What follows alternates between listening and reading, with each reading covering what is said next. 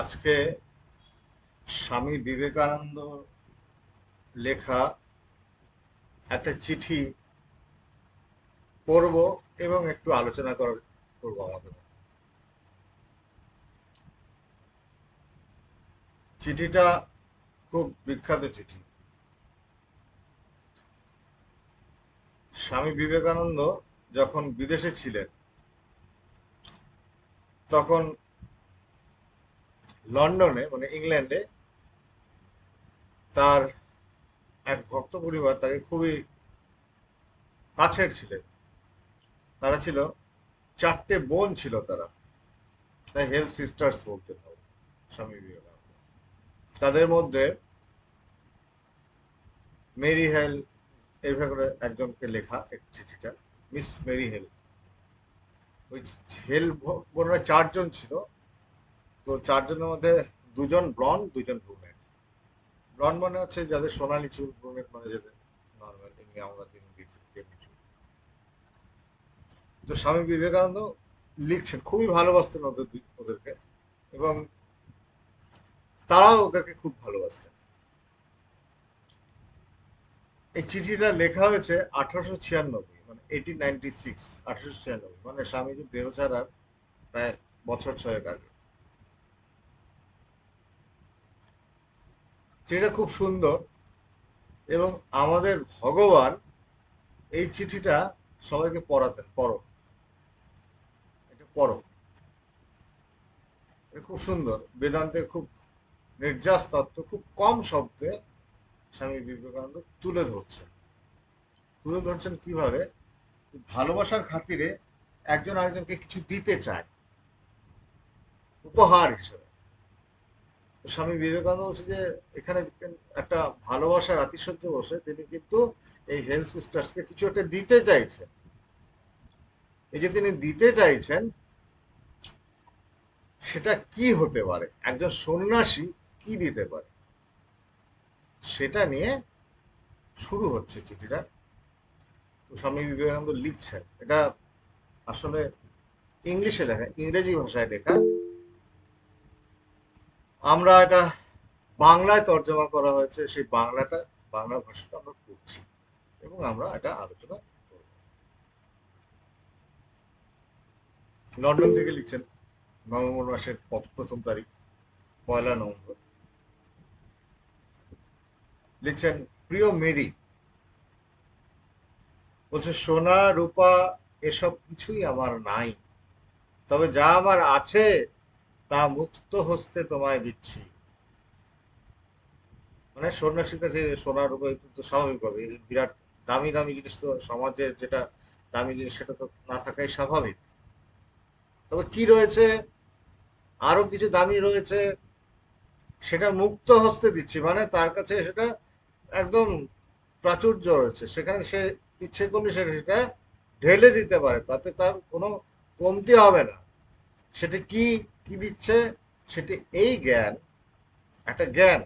কেমন, বলছে স্বর্ণের স্বর্ণত্ব, রৌপ্যের রৌপ্যত্ব, পুরুষের পুরুষত্ব, স্ত্রীর স্ত্রীত্ব, এক কথায় ব্রহ্মাদি স্তম্ভ পর্যন্ত প্রত্যেক বস্তুর যথার্থ স্বরূপ ব্রহ্ম।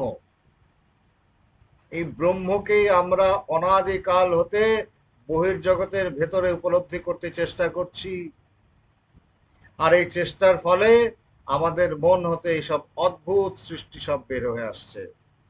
কি সৃষ্টি, যা কিছু দেখছি, বলছি যথা পুরুষ, স্ত্রী, শিশু, দেহ, মন, পৃথিবী, সূর্য, চন্দ্র, নক্ষত্র রাজি, জগৎ, ভালোবাসা, ঘৃণা, ধন সম্পত্তি, আর ভূত প্রেত গন্ধর্ব কিন্নর দেবতা ঈশ্বর ইত্যাদি। খুব সুন্দর কথা। বলছে স্বর্ণ, এই যে স্বর্ণের স্বর্ণত্ব, রৌপ্যের রৌপ্য, যে এসেনশিয়ালি যে জিনিসটা আসলে সত্তার, যেটা যে বস্তুর যে সত্তা রয়েছে সেটার কথা বলছে।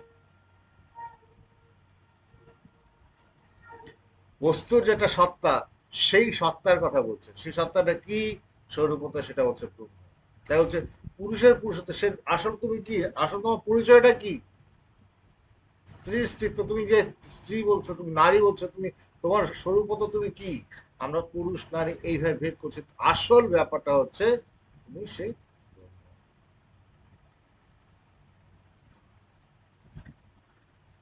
আর বলছে এই ব্রহ্মকেই আমরা অনাদিকাল থেকে, সব প্রথম থেকে চিরকাল ধরে মানুষ অনুভব করার চেষ্টা করছে, মানুষ এটাকে উপলব্ধি করার চেষ্টা করে চলেছে, জানবার চেষ্টা করছে আমি কে, নিজের স্বরূপটাকে জানার চেষ্টা করছে, কি আমার পরিচয়। এই যে চেষ্টা, এই চেষ্টার ফলেই বলছে আমাদের ভেতর থেকে এই পুরো সৃষ্টিটা বেরিয়ে এসেছে। যা কিছু দেখছো, এই যা কিছু জানা যাচ্ছে, যা কিছু হচ্ছে সবকিছু ওইখান থেকে বেরিয়ে এসেছে। প্রকৃত কথা স্বামী বিবেকানন্দ আরো বলছেন, কি বলছেন, প্রকৃত কথা এই যে ব্রহ্ম আমাদের ভেতরেই রয়েছেন, তাকে খুঁজছো বটে, কিন্তু সেই খোঁজাটা আমরা বাইরে খুঁজছি দেখে এই জগৎ সংসার পুরো তৈরি হয়ে এসেছে। কিন্তু আসলে বলছে এই বলছে কি এটা আমরা ভেতরেই রয়েছে, আমাদের অন্তরেই রয়েছে, এবং আমরাই তিনি। এটা অন্য কোনো বস্তু নয়, এটা আমিই তিনি, মানে সেই তিনি আর তুমি এক, আলাদা নও। এই জন্য মহাবাক্যের কথা এসছে, উপনিষদে বলছে তত্ত্বমসি শ্বেতকেতো অহম ব্রহ্মাস্মি, এসব শব্দ এই জন্য এসেছে যে তিনি আর আমি, আমরা আলাদা নই। এই যে আমাদের মধ্যে ভেদ দেখা যাচ্ছে, আমি যে তার থেকে নিজেকে আলাদা করছি, এটা কেন, যে এই অদ্ভুত প্রচেষ্টা, অজ্ঞান। সেটা কি বাস্তব, কি ব্যাপারটা এখানে আরো বলছেন, আরো এগিয়ে গিয়ে বলছেন কিরকম, আমরাই তিনি, সে শাশ্বত দ্রষ্টা, সেই যথার্থ অহম, যাকে কখনোই ইন্দ্রিয় গোচর করা যেতে পারে না। এই যে দেখতে পাচ্ছ, চোখ দিয়ে তাকে দেখা যাবে না, ইন্দ্রিয় দিয়ে তাকে কখনোই, ইন্দ্রিয় তার কাছে যেতে পারে না। তিনি শাশ্বত দ্রষ্টা, তিনি শাশ্বত, তিনি সেই দ্রষ্টা। দ্রষ্টা মানে যিনি দেখছেন মাত্র, যিনি কেবল মাত্র দেখছেন, তিনি অন্য কিছু করেন, নিরপেক্ষ ভাবে তিনি দেখছেন, সেই দ্রষ্টা, সেই যথার্থ অহম। আমরা যে অহম বলি না, অহংকার না, অহম, এই আমাদের আসল স্বরূপ। এবং যাকে অন্যান্য দ্রব্যের ন্যায় ইন্দ্রিয় গোচর করবার এই যে চেষ্টা, যে মানে আমি জানতে চাই, বুঝতে চাই, কথা দিয়ে প্রকাশ করতে চাই, আমি বুঝিয়ে দিতে চাই, আমি লেকচার মানে বুঝিয়ে দেবো, আমি লিখে বুঝিয়ে দিয়ে দেবো, আমি কবিতা দিয়ে বুঝিয়ে দেবো, আমি গান দিয়ে বুঝিয়ে দিয়ে দেবো, আমি নেচে, না বোঝানো যাচ্ছে না। আমি তাকে দেখতে চাই, আমি তাকে ছুতে চাই, না হয় না, ইন্দ্রিয় দিয়ে তাকে ছোঁয়া যায় না, ইন্দ্রিয় গোচর নয়। এবং এই যে ইন্দ্রিয় গোচর করবার যে চেষ্টা, সবাই যে চেষ্টা করে চলেছে, এসব, এইসব সব রকম চেষ্টা সময় এবং ধীশক্তির অপব্যবহার মাত্র। সময়, সময়টাকে নষ্ট করাচ্ছে, এবং ধীশক্তি, তোমার যে ধীশক্তিটা রয়েছে সেটাকে মিস ইউজ হচ্ছে, অপব্যবহার হচ্ছে। এরপর, এরপর আরেকটু এগিয়ে গিয়ে বলছেন যে এটা হলো ঘটনাটা, বললেন, বর্ণনা করলেন যে ঘটনাটা কি হচ্ছে আমাদের চতুর্দিকে, কি হচ্ছে এটা বর্ণনা করলেন।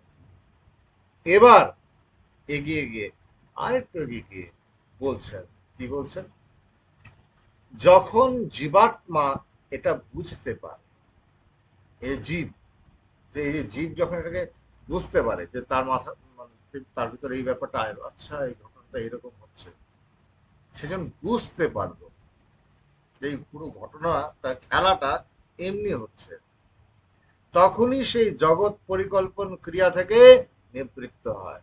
এবং সে তখন আর, আমি আর এই আমার ভেতর থেকে বাইরে লাফিয়ে পড়ে যে টেন্ডেন্সি, না আমি যাব না, আমি তাকে ইন্দ্রিয় গোচর করার চেষ্টা, সে সে চেষ্টা থেকে, পরিকল্পনা করে, নানা কিছু কল্পনা করার থেকে সে সরে আসে, নিবৃত্ত হয়, সে ফিরে আসে, এবং ক্রমশই অধিকতর ভাবে সে অন্তরাত্মার উপর প্রতিষ্ঠিত হতে থাকে, এবং ধীরে ধীরে, ধীরে ধীরে, এবং ধীরে ধীরে, এবং শক্তপোক্ত ভাবে নিজের ভেতরে যে স্বস্বরূপ রয়েছে অন্তরাত্মা, তার উপর সে দাঁড়াতে। আমরা বেদান্তে শুনেছি যে উপরতি বলে একটা কথা আছে, যে সাধন চতুষ্টের মধ্যে উপরতির কথাগুলি আমরা ওগুলি যে শুনেছি, শাস্ত্রে ব্যাখ্যা করা হয়েছে উপরতি মানে কি, উপরতির ব্যাপারটা কি, এগুলো ব্যাখ্যা করেছে। এখানে কিন্তু স্বামী বিবেকানন্দ এই ব্যাপারগুলি খুব সহজভাবে মানুষের মাঝখানে ঢুকিয়ে দিচ্ছেন। বোঝো, ইন্দ্রিয়টা ফিরে এসে রিটার্ন করলো, যে বাইরের দিকে গেল না, ব্যাক করলো, ব্যাক করে সে ভেতর দিকে গেল, ভেতর দিকে নিজের অন্তরাত্মার উপরে দাঁড়াতে শুরু থাকলো।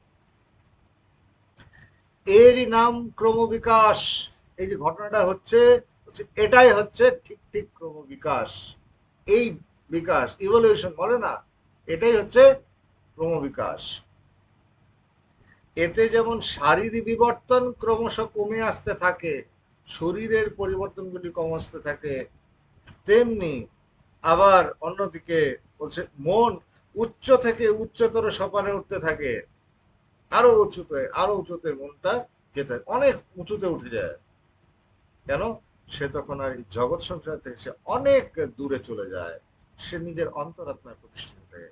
কাজে এই শরীরটা তার কাছে কোনো অর্থহীন হয়ে যায়, এবং শরীরের পরিবর্তন তখন তার কাছে থাকে না। এই হলো ক্রমবিকাশ, সে বিকশিত হয়ে উঠলো।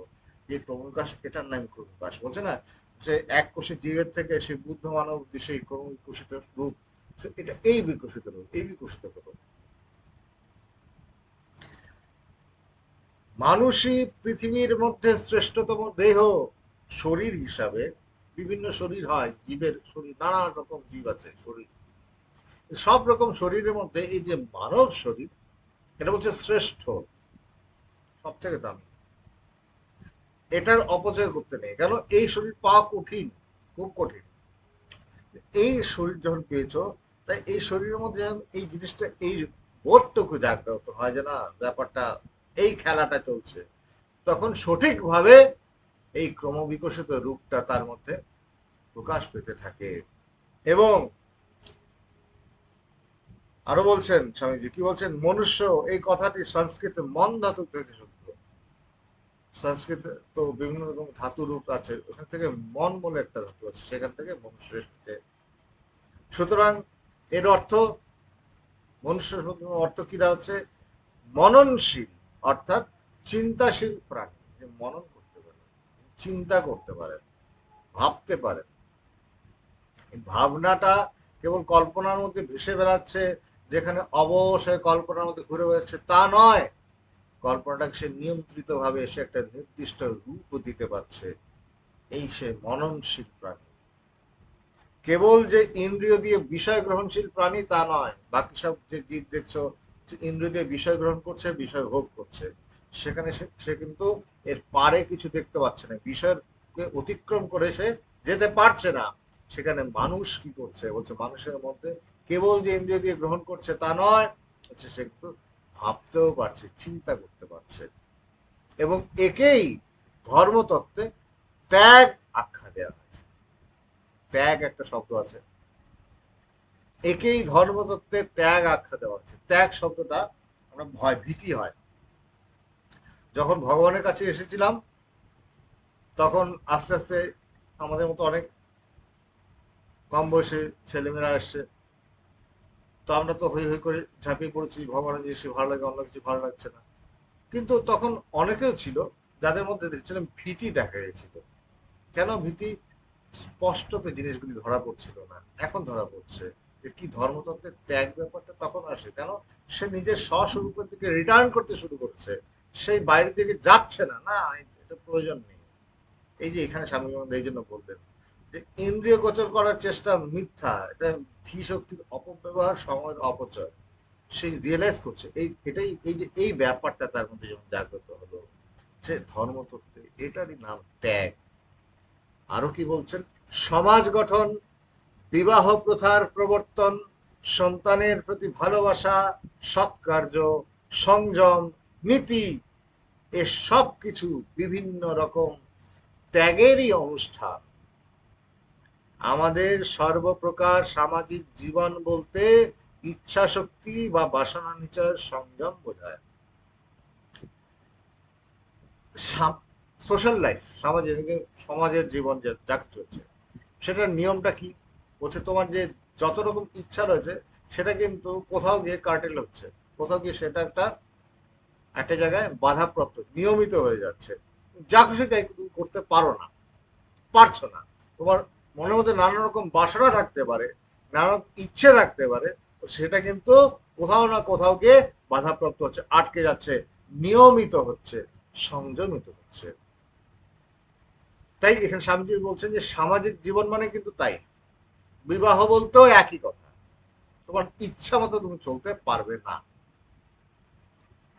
জগতে যত সমাজ, যত রকম সমাজ আছে বা যত সামাজিক প্রথা দেখা যায়, নানা সামাজিক প্রথা রয়েছে, যত কিছু দেখা যায়, সে সব জগতের একটি ব্যাপারই বিভিন্ন ধারা ও স্তর মাত্র।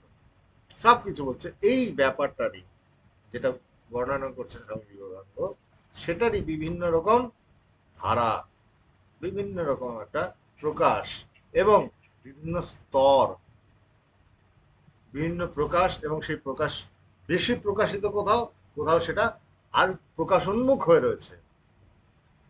এটা বিভিন্ন সমাজে এই একই জিনিসের প্রতিচ্ছবি দেখা যায়, প্রতিফলন দেখা যায়, এবং সেটাকে আরো নির্দিষ্ট করে বলে দেওয়া যায়। কি বলা যায়? স্বামী মতো বলছেন যে সেটা কি, কোন জিনিসটার প্রতিফলন দেখানোর কথা বলছেন, সেটা কি, সেটা এই যে বাসনা, মানে বাসনা মানে আমার চাওয়া, ডিজায়ার্স, বাসনা বা অধ্যস্ত আমির বিসর্জন।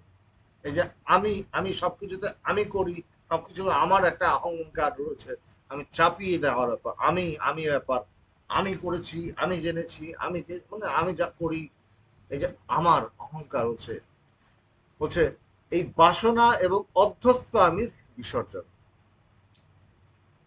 তোর নিজের যে অহমিকা, সেটাকে বিসর্জন দেওয়ার একটা একটা পুরো ব্যবস্থা রয়েছে, এর নামই সমাজ।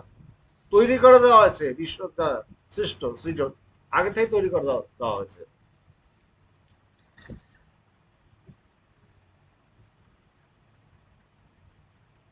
এই যে নিজের ভেতর থেকে, বোঝা গেল এই কথাটা খুব সুন্দর বলছে যে বাসনা বা অধ্যস্ত আমির বিসর্জন, এটা হচ্ছে, এটাই হচ্ছে রহস্য।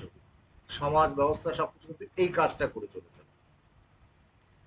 এই যে নিজের ভেতর থেকে বাইরে যেন লাফিয়ে যাওয়ার ভাব রয়েছে, নিত্য বিষয়ী বা জ্ঞাতাকে যে বিষয় বা জ্ঞেয় রূপে পরিণত করবার একটা চেষ্টা রয়েছে, তাকে একেবারে পরিত্যাগ করা। আমরা সবসময় বলছে বহির্মুখী, অন্তর্মুখী কেউ হয় না, বাইরের দিকে সবাই চেয়ে আছে, সবকিছু হলো, বাইরে থেকে ঝাপ করে ঝাঁপিয়ে পড়লো, কি হয়েছে কি হয়েছে, হ্যাঁ কিছু একটা কথা হচ্ছে, কি হচ্ছে কি হচ্ছে, কি ব্যাপার কি ব্যাপার, হ্যাঁ কি কি কি কি, মানে এটা কি বাইরে, বারবার তুমি বাইরের দিকে ছুটে বেড়াচ্ছ, বাইরের দিকে ছুটছো কেন? বলছে যে বাইরের দিকে লাফিয়ে পড়ার ব্যাপার, নিজের ভেতর থেকে না থেকে বাইরের দিকে ছুটছো।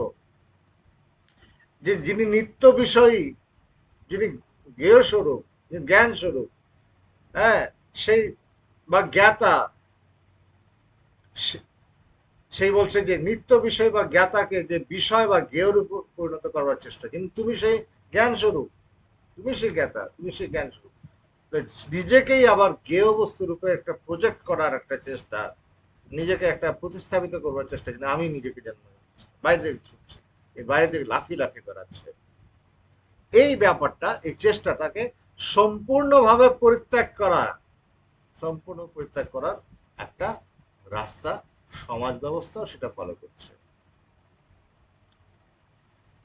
এবং আধ্যাত্ম পথে আমরা সেটাই চাইছি, যে আমি বাইরের ব্যাপারটা, ভেতর থেকে যে বাইরে ছুটে বেড়াচ্ছি, সেটাকে নিবৃত্ত করে আমি ভিতরে স্থির হবো, নিজের উপর দাঁড়াবো, এই চেষ্টা। তো এটার মানে রাস্তাটা কেমন? হচ্ছে প্রেম, এই আত্মসমর্পণ বা ইচ্ছা শক্তি রোধ, এর সব সব থেকে সর্বাপেক্ষা সহজ উপায় এবং অনায়াস সাধ্য পথ। প্রেমের ফলে সব রকম নিয়ন্ত্রণ হয়ে যায়, ভালোবাসে তাই চট করে নিয়ন্ত্রিত হয়ে যায়, মনটা নিয়ন্ত্রিত হয়ে যায়। প্রিয়তম এইভাবে বলেছেন, এই ফলো করে হচ্ছে প্রেম, এই আত্মসমর্পণ বা ইচ্ছা শক্তি রোধের সর্বাপেক্ষা সহজ এবং অনায়াস সাধ্য পথ। ঘৃণা এর জাস্ট অপোজিট, ঘৃণা এর বিপরীত। তাই বলছে না ঘৃণা করো না, সব ঘৃণার যত রকম ফর্মস হতে, যত রকম রূপ হতে পারে, অ্যাভয়েড দোজ। সব রকম ওই যত রকম ঘৃণা রয়েছে সব ঘৃণাকে তুমি পরিত্যাগ করো। ভালো না মন্দ খারাপ এই সব কিছুকে হচ্ছে পরিত্যাগ করা হচ্ছে। কেন? তোমার লক্ষ্য তো তাই, যে মানব শরীর পেয়েছো, মানব শরীরের তো লক্ষ্য রয়েছে, সেখানে গিয়ে পৌঁছানো রয়েছে, সেগুলো পৌঁছানোর জন্য উদ্দেশ্য সাধিত করবার জন্য এই রাস্তাটা দেখানো হচ্ছে। রাস্তাটা দেখালে তো হলো, দেখলে দেখে নিলাম, হাঁটলাম না, তাতে তো হবে না, হাঁটো তবে না পাবে। নাহলে তো শরীরটা এমনি একদিন খসে যাবে, লাভ কি হবে? শরীর পেলে, অনেক কষ্ট করে শরীর পেলে, তারপর শরীরটা প্রাপ্তির ফল যে সেটাকে লাভ করো। তাই বলছে এই অনায়াস সাধ্য পথ একটা রাস্তা দেখিয়ে দেওয়া হলো।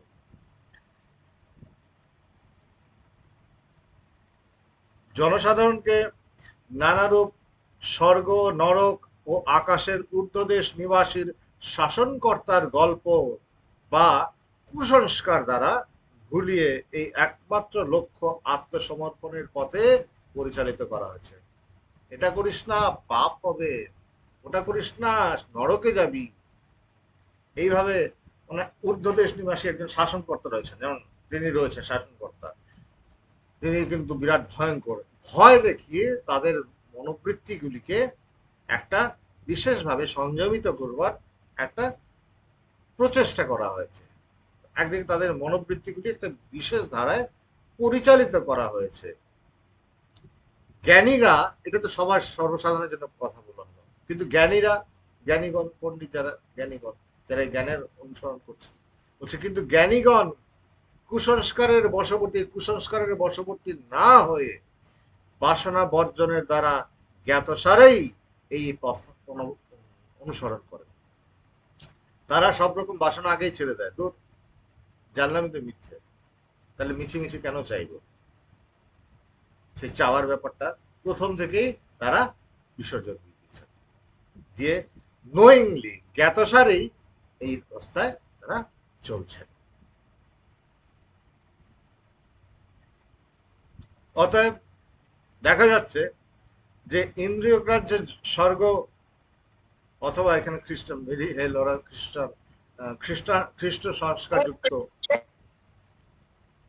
অতএব দেখা যাচ্ছে ইন্দ্রিয় গ্রাহ্য স্বর্গ অথবা খ্রিস্টান পুরাণোক্ত ভূস্বর্গের অস্তিত্ব কেবল আমাদের কল্পনাতেই রয়েছে, এগুলি সব আমাদের কল্পনা মাত্র। কিন্তু আধ্যাত্মিক স্বর্গ আমাদের হৃদয়ে পূর্ব হতেই ছিল বিদ্যমান। এই আধ্যাত্মিক স্বর্গ তোমার হৃদয়ে আগের থেকেই রয়েছে, তুমি জাস্ট নিজেকে উইথড্র করো, দেখবে ভিতরে সেই পড়া শান্তি, সে অপার সাগর, শান্তি সাগর আগের থেকেই রয়েছে, চির বিরাজমান রয়েছে, বাইরে চেয়েছিলে দেখে পাওনি। কস্তুরী মৃগনাভি গন্ধের কারণ অনুসন্ধানের জন্য অনেক বৃথা ছোটাছুটির পর অবশেষে নিজের শরীরে তার অস্তিত্ব জানতে পারে। মুখো কাহা ঢুন্ডে বন্ধ, মায় তো তেরে পাস মুখ, তারপরে সে নিজের মধ্যে খুঁজে পায়। বাস্তবেই জগৎ, ব্যবহারিক যে জগৎ দেখা যায়, হচ্ছে বাস্তব জগৎ সর্বদাই ভালো মন্দের মিশ্রণ রূপে বিদ্যমান থাকবে, আর মৃত্যুরূপ ছায়াও চিরদিন এই পার্থিব জীবনের অনুসরণ করবে। এটা সবসময় ভালো মন্দ মেশানো থাকবে, এবং মৃত্যুও সবসময় এটাকে ফলো করতে থাকবে, জীবনকে অনুসরণ করছে। মৃত্যুরূপ ছায়াও চিরদিন এই পার্থিব জীবনের অনুসরণ করবে, আর জীবন যতই দীর্ঘ হবে এই ছায়াও ততই দীর্ঘায়িত হবে। সূর্য যখন ঠিক আমাদের মাথার উপরে থাকে, কেবল তখনই আমাদের ছায়া পড়ে না, তেমনি যখন ঈশ্বর এবং শুভ ও অন্যান্য সব আমাতেই রয়েছে, এমনি দেখতে পাই, এমনি জানতে পারি, তখন আর কোনো অমঙ্গল থাকে না। ইয়া পশ্যতি সা পশ্যতি, যিনি এইভাবে দেখতে পারেন তিনি যথার্থ দেখেন। বস্তু জগতের প্রত্যেক ঢিলটির সঙ্গে পাটকেলটি চলে, কেউ ঢিল ছুঁড়ে মারলে পাল্টা পাটকে চলবে চলবে। প্রত্যেক ভালোটির সঙ্গে মন্দটিও ছায়ার মতো চলছে। প্রত্যেক উন্নতির সঙ্গে ঠিক সমস্তরের অবনতি রয়েছে। তার কারণ এই যে ভালো মন্দ দুটো পৃথক বস্তু না, আমরা ভালো মন্দ দুটো আলাদা করি, ভালো মন্দ দুটো পৃথক বস্তু নয়, কিন্তু এক। পরস্পরের মধ্যে, ভালো মন্দের মধ্যে পরস্পরের মধ্যে প্রকারগত কোনো ভেদ নেই, প্রভেদ কেবল পরিমাণগত। প্রকার, ওটা দুটো আলাদা জিনিস নয়, একই জিনিস, কিন্তু পরিমাণটা কম বেশি, তাই নাম ভালো মন্দ।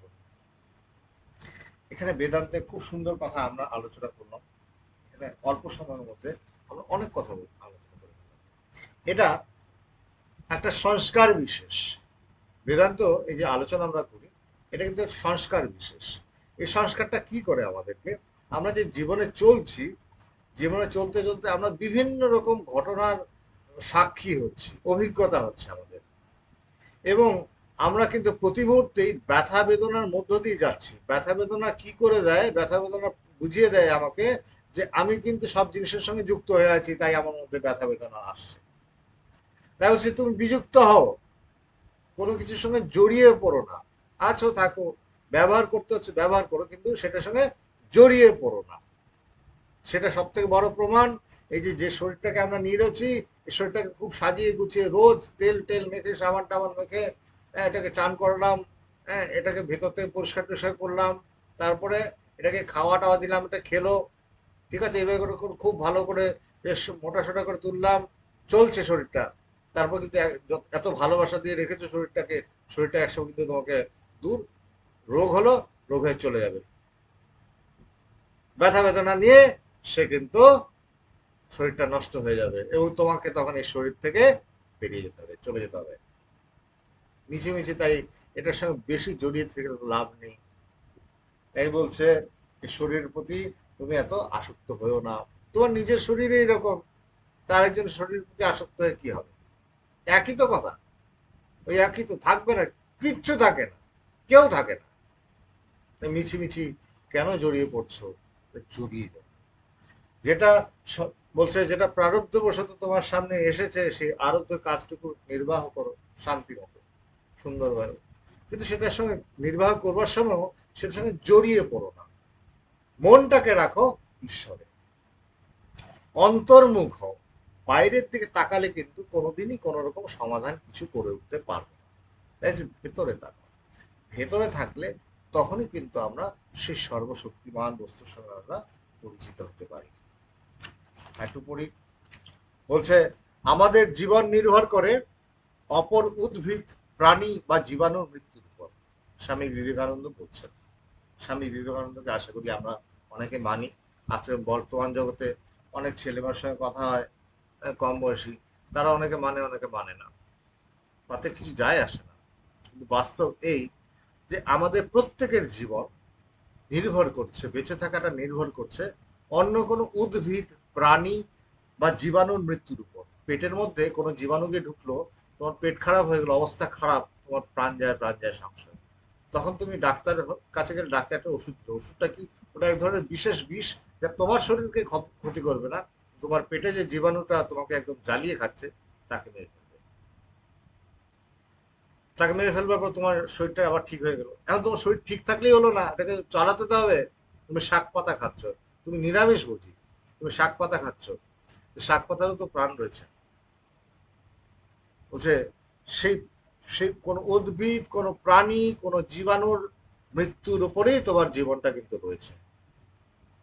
কাউকে মেরেই তুমি বেঁচে আছো, এটা খুব কঠিন বাস্তব। তাই বলছে আমাদের জীবন নির্ভর করে অপর উদ্ভিদ, প্রাণী বা জীবাণুর মৃত্যুর উপর। আর একটি ভুল আমরা প্রতিনিয়তই করে থাকি, এটা জানবেন। অনেকে বলে যে স্বামীজি আপনারা কি, আপনারা কি মাছ মাংস খান? বলছে দেখো, মাছ মাংস খাওয়ার উপরে কোনো ধর্ম নির্ভর করে না।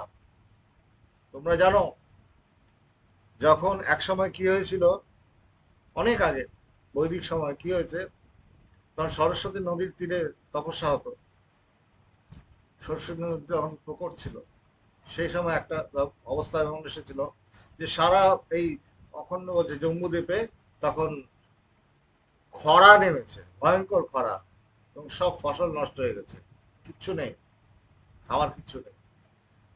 তো সব, ফলে কি হয়েছে, যজ্ঞ কি করে করবে, অনুষ্ঠান কি করবে, বৈদিক যে আচরণ বিধি সেটাই বা কিভাবে ফলো করবে। তখন সবাই একবারে ভেবেছে কি, সবাই ঋষিমুনি, যারা সমাজের কর্তারা তখন ঋষিমুনিরা ছিল, সবাই ভেবেছে চলো আমরা আর একটু এগিয়ে যাই, এই মাটির থেকে আমরা চলে যাই, এই মাটিতে আর কিছু অবশিষ্ট দেখছি না, আমরা এগিয়ে যাই, আমরা অন্য কোথাও যাই যেখানে আমরা আবার নতুন করে শুরু করব। এখানে থাকা যাচ্ছে না, থাকতে পারছে না, মানুষ সব আমাদের শরীর থাকতে পারছে না। তখন সরস্বতী দেবী প্রকট হন, প্রকট হয়ে বলেন যে বাছা, তোমরা আর কোথায় যাবে, তোমরা কোথাও যেও না, তোমরা আমার তীরে বসবাস করো, আমার গর্ভে অনেক মৎস্য রয়েছে, সেগুলিকে গ্রহণ করবে আর তোমরা তোমাদের অনুষ্ঠান পালন করবে। এই কথাটা মহাভারতে উল্লেখিত, মহাভারতে উল্লেখ করা রয়েছে। তাই এটা জানবেন, ওগুলি ধর্মের, ওগুলি খুব একটা বিরাট ব্যাপার না, মানুষ যারা লোভে পড়ে খাচ্ছে তাদের জন্য ব্যাপার, শরীর নির্বাহ করার জন্য আলাদা ব্যাপার, শরীরটাকে বাঁচিয়ে রাখতে হবে।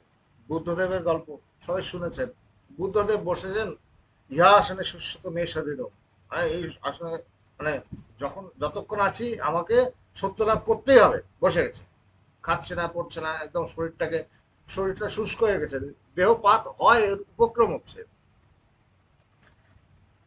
তখন বুদ্ধদেবের একটু মনে হলো, আরে এটা অদ্ভুত ব্যাপার তো, আমি যদি শরীরটাই চলে যায় তাতে সত্য লাভ হলো না, শরীর যদি না থাকে তাহলে তো সত্য লাভ করতে পারবো না, শরীরটাকে রাখতে হবে। তখন তার কাছে সুজাতা নামে একজন নারী এলেন পায়েস নিয়ে, সেই পায়েসটাকে বুদ্ধদেব গ্রহণ করলেন। তার যে সে এতদিন উপোস করেছিলেন সে উপোস ভঙ্গ হলো, কিন্তু সে তার দেহ রক্ষা হলো, দেহ রক্ষা হলো, এবং তিনি আবার বসলেন সেই ধ্যান করতে, এবং এবার তিনি সত্য লাভ করলেন। এটা অদ্ভুত, এই দেহটাকে বাঁচিয়ে রাখতে হবে। ভগবান বলছেন না, ভগবানের দেখুন সাধনার মধ্যে লেখা আছে একটা পয়েন্ট কি, খেয়াল রাখতে হবে শরীরটাকে ঠিক করে রাখো, শরীর চলে গেলে তুমি তো পাপ পেলে না, শরীর থাকতে থাকতে তোমাকে পেতে হবে। তাই ওটা ওই জিনিসের জন্য, লোভে পড়ে এটা খাচ্ছে ওটা খাচ্ছে সেটা নয়। সেখানে স্বামী বিবেকানন্দ বলছেন যে আমাদের জীবন নির্ভর করে অপর কোনো উদ্ভিদ, প্রাণী বা জীবাণুর মৃত্যুর উপর। আর একটি ভুল আমরা প্রতিনিয়তই করে থাকি, তা এই যে ভালো জিনিসটাকে আমরা ক্রমবর্ধমান বলে মনে করি, আমরা ভাবি স্বাভাবিক ভালোটা বাড়ছে, আরো বাড়বে, আরো বাড়বে ভাবছি, সব কপল কল্পনা, এইগুলির কোনো অর্থ নেই। কিন্তু ভাবি কি, আবার কি বলি, কিন্তু মন্দ জিনিসটার পরিমাণ নির্দিষ্ট বলে ভাবি, মন্দটা অতটুকুই আছে, ভালোটাই কেবল বাড়ছে, মন্দ অতটুকুই, যতটুকু আছে ততটুকু থাকছে, এই ভাবে ভাবি। তা থেকে আমরা এই সিদ্ধান্ত করি যে রোজ কিছু কিছু করে মন্দের ক্ষয় হয়ে যাবে, এবং এমন এক সময় আসবে যখন কেবল ভালোটি অবশিষ্ট থাকবে, রোজ ভালো কাজ, মন্দটা একসময় ক্ষয় হয়ে যাবে, এইসব মনে মনে ভাবে সবাই। কিন্তু এই সিদ্ধান্তটি ভ্রমাত্মক, ভুল, এই সিদ্ধান্তটা সত্য নয়, কারণ এটা একটি মিথ্যা যুক্তির উপর প্রতিষ্ঠিত। জগতে যদি ভালোটা বেড়েই চলেছে তাহলে জানবে মন্দটাও বাড়ছে। আমার স্বজাতীয় জনসাধারণের বাসনা অপেক্ষা আমার নিজের বাসনা অনেক বেড়ে গেছে, তাদের চেয়ে আমার আনন্দ রাশিও অনেক বেশি, কিন্তু সঙ্গে সঙ্গে আমার দুঃখ লক্ষ গুণ তীব্রতর হয়ে গেছে। নিজের ঘটনা জীবন দিয়ে সামনে বলছেন, যে শরীরের সাহায্যে তুমি ভালোর সামান্য মাত্র সংস্পর্শ অনুভব করতে পারছো, তাই আবার তোমাকে মন্দের অতি ক্ষুদ্র অংশটুকুও কিন্তু অনুভব করাচ্ছে। একই স্নায়ুমণ্ডলী এ সুখ দুঃখ উভয় রূপ অনুভূতি বহন করে, একই স্নায়ুমণ্ডলী, এবং মন এই দুজনকে অনুভব করছে, সুখ দুঃখ দুজনকে। জগতের উন্নতি বলতে যেমন অধিকতর সুখ ভোগ বোঝা, বেশি বেশি সুখ ভোগ করছে, এটা হচ্ছে বিকাশ, উন্নতির বলছে, তেমনি অধিকতর দুঃখ ভোগও বোঝাচ্ছে, এখন দুঃখ কিন্তু তীব্রতর। সুখ ভোগ মানুষের হাতে হাতে মোবাইল, হ্যাঁ আমাদের হাতে 3 GB রয়েছে, ডেটা রয়েছে, সবকিছু রয়েছে, খাওয়া পড়া সবকিছু রয়েছে, কিন্তু বাইরে বেরিয়ে দেখো স্থানে স্থানে নানা রকম আন্দোলন চলছে। বলছে রহস্য, বলছে কি, আমাদের সুখ ভোগও বেড়ে গেছে, সেভাবে দুঃখ ভোগ করেছে। আমাদের সহজে এখান থেকে ওখানে যেতে পারি, আগেকার দিনে যেতে পারতো, কষ্ট করতে হতো, কিন্তু তারাও সুখী ছিল, আমরা আরো বেশি সুখী। তাদের দুঃখ কম ছিল, আমাদের দুঃখ অনেক বেশি। তাই বলছে জগতের উন্নতি বলতে যেমন অধিক সুখ ভোগ বোঝায়, তেমনি অধিক দুঃখ ভোগও বোঝায়। এই যে জীবন মৃত্যু, ভালো মন্দ, জ্ঞান অজ্ঞানের সংমিশ্রণ, এটাই মায়া বা প্রকৃতি।